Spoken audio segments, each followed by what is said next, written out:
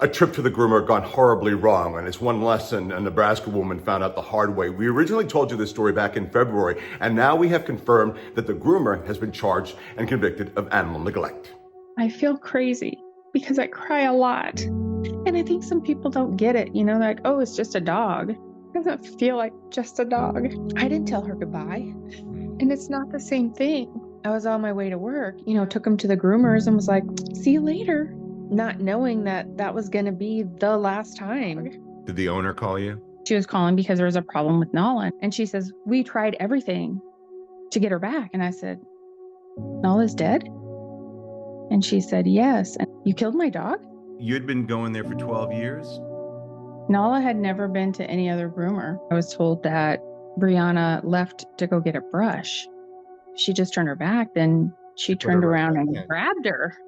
Right? She told animal control that she admitted to being out of the room for more than 5 minutes. And then when she said she hung herself, I was like, what? How does that happen? And no one heard anything? After I shared her story on Facebook, someone reached out to me and said that she used to be a groomer there.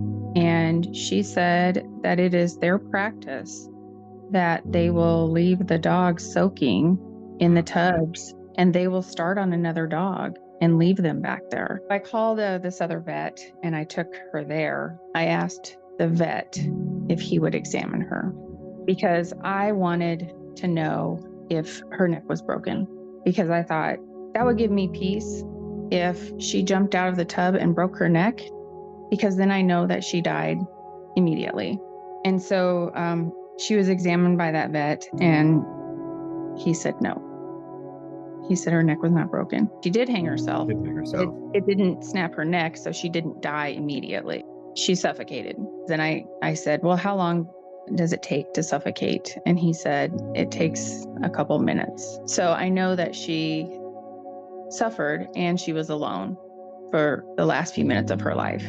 I think that groomers should have cameras, and that you, as a person who's paying for their services, should be able to watch from your phone or your computer or whatever what's going on back there, to give you peace of mind that they're not abusing your animal, they're not leaving them unattended. There's nothing that they can do to bring her back. What do you want people to know?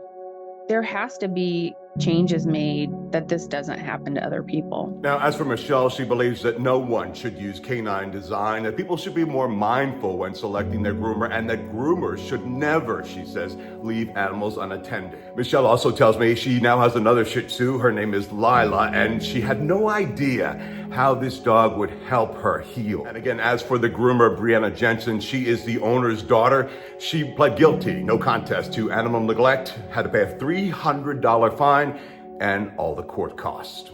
Now, Diane spoke with Danetta Jensen. She is the owner of Canine Design, and she told us they're still having nightmares about this, and then went on to say that, quote, you people are still bringing this up and we're trying to forget about it. Then she hung up.